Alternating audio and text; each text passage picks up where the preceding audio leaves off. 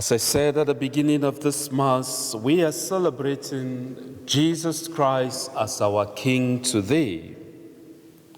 And today's reflection, I would like to bring this caution that when we want to reflect about Jesus Christ as King, we should not look at the understanding of any earthly kingdom and measure that up with the kingdom of God, the kingdom that Jesus Christ came to inaugurate. Because the kingdom that Jesus Christ came to inaugurate is a different kind of kingdom. And here we want to look at what that kingdom of God entails and what God in Himself is able to do for us through that kingdom, and what stands in contrast or takes us away from that kingdom of God, and finally what we need to do to walk towards that kingdom of God. And when we look about the kingdom of God parables that Jesus Christ taught us while He was here, there were lots and lots of parables that He expressed the kingdom of God. But all we know is that the kingdom of God, as Jesus tells us, is something that is within us. The kingdom of God is something that is around us. And the kingdom of God at the same time is a future reality. And an understanding of this is that if we embrace Jesus Christ through waters of baptism, we are washed clean of original sin, then we begin living the kingdom of God here on earth. And it is something within us, something we can feel, and it's about that relationship that we develop with Jesus Christ.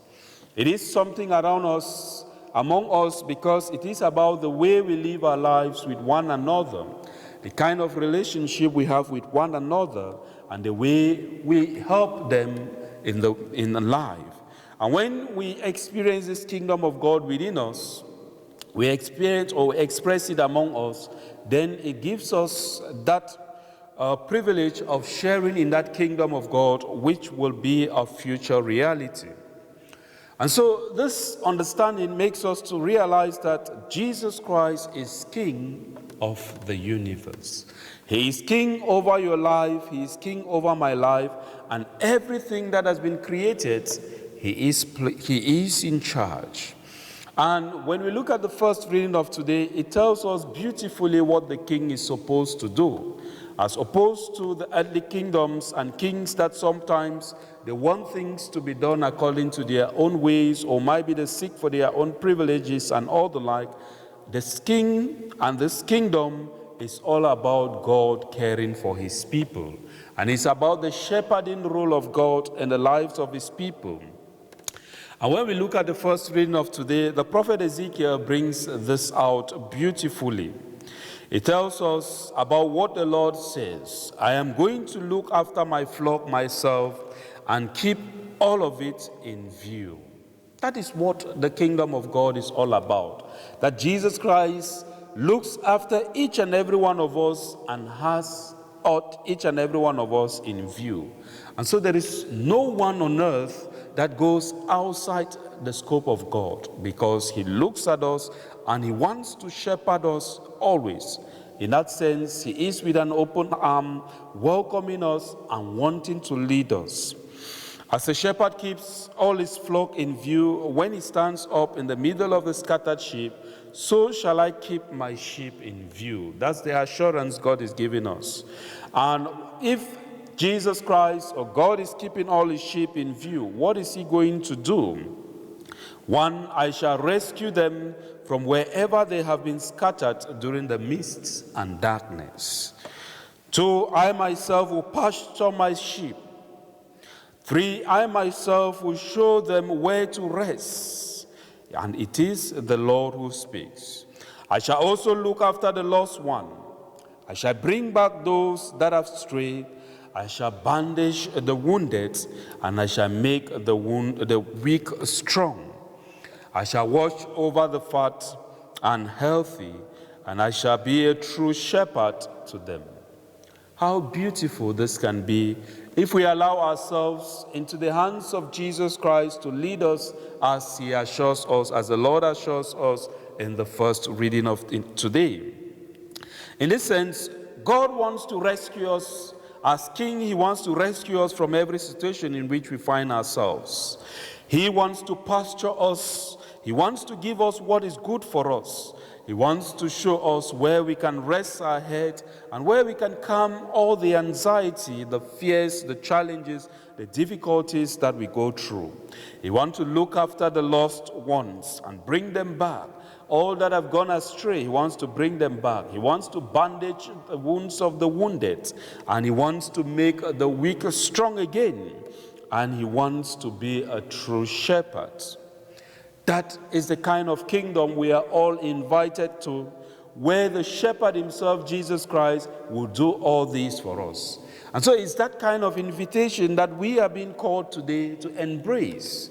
And when we look at the responsorial psalm of today that comes from Psalm 23, we see the continuous work of this king, where the king, the Lord, stands as our shepherd, and so he doesn't want us to worry. There is nothing we shall want. Fresh and green are the pastures where he leads us. Near restful waters, he gives us repose. He revives our drooping spirit. And if you go back and look at this psalm, we'll see how beautifully the king wants to lead us. The concern that the king wants for us. And so this kingdom has been given to each and every one of us.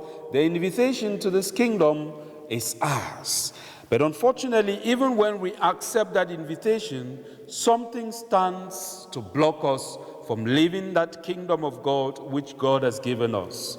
And that challenge is about the work of the devil and the work of sin in the world. And that is what St. Paul, writing to the Corinthians in the first letter, wants to describe. Jesus has come to inaugurate for us a kingdom, but at the same time, well, in this kingdom, he wants to put all sovereignties and powers under him.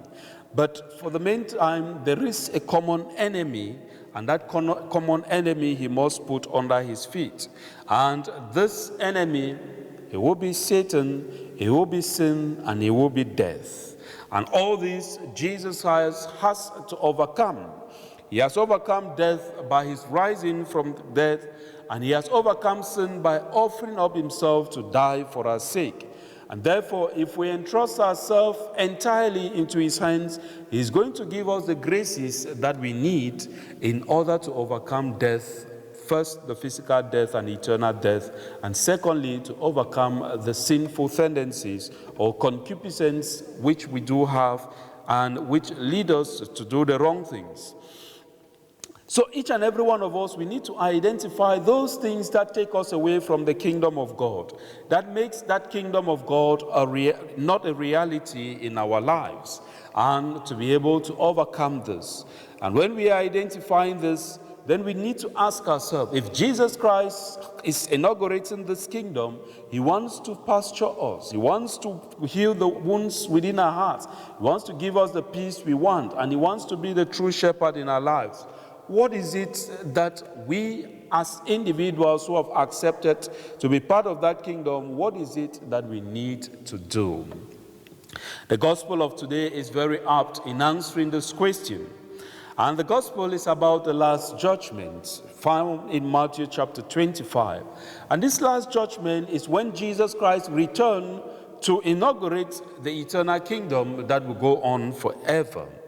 And then Jesus Christ comes to judge in terms of the 7 corporal works of mercy, to feed the hungry, to give drink to the thirsty, to welcome strangers, to visit the sick, to visit those who are in prison, and you can name the rest. Now, Jesus Christ tells us that when the Son of Man will come in his glory, escorted by all the angels, he will take his seat on his throne, and then on his throne of glory, and then all the nations will assemble before him, and then he will separate them as a shepherd separates the sheep from the goat. And here, when we look at it, we realize that part of it will go to the left of Jesus, and part will go to the right. And all these depend on how we keep the 7 corporal works of mercy. And now Jesus will tell those who are seated at his right to come into his kingdom, because when they saw him hungry, they gave him food. When they saw him thirsty, they gave him drink. When they saw him a stranger, they made him welcome. When they saw him naked, they clothed him. When they saw him sick, they visited him. When he was in prison, they came to visit him. And they will be surprised. Master, King, when did we see you hungry? When did we see you thirsty? When did we see you a stranger and we welcomed you? When did we see you naked and we gave you clothes? When did we see you sick and we visited you? When did we see you in prison and we came to visit you? And the simple reply Jesus gives is, as you did that to those around you, you did that to me.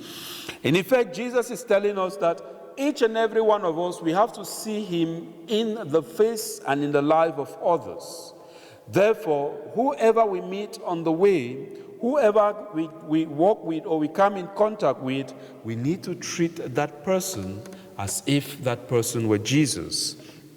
Be it the poor, be it the stranger, be it the sick, be it the imprisoned, be it those we find on the streets, those who spend their lives on the streets, those who do not have, we have to see Christ in them. The tendency with some of us is that sometimes we'll treat those who are in authority with dignity, with respect, or those we like with dignity and respect, and we are ready to do all this for them. But when we look at those who live in the streets or those that we do not like, we want to treat them differently. In effect, what Jesus Christ wants is, treat others as you would be loved or as we would love to be treated. And if we have this at the back of our minds, then we are going to have a beautiful world where the kingdom of God will be lived within, that kingdom which will be expressed in terms of the peace we feel inside because of the good things we do. That kingdom of God which will be expressed among us because of the way we relate with one another, because of the way we treat one another, and that kingdom of God which will be expressed or which will be lived out when we leave this world and when Jesus Christ returns to judge us. We should not be like those who are at the side or the left of Jesus because they failed to take care of the sick, they failed to take care of those in prison, they failed to take care of the hungry, they failed to take care of those who were thirsty, they failed to welcome strangers, they failed to clothe the naked. Ask yourself today, how can I reach out to others in terms of what Jesus Christ is inviting me to do in the gospel of today so that the kingdom of God can be lived here among us? Where do I fall short as of now, and what can I improve in my life so that this kingdom of God can be a reality both in my life and in the lives of those I encounter every day? Let us pray for the graces we need to walk towards building the kingdom of God, which the Master, the Lord himself, wants to shepherd us. And when we meet with difficulties, let us also ask for the graces not to give up, but to continue building and working for this kingdom.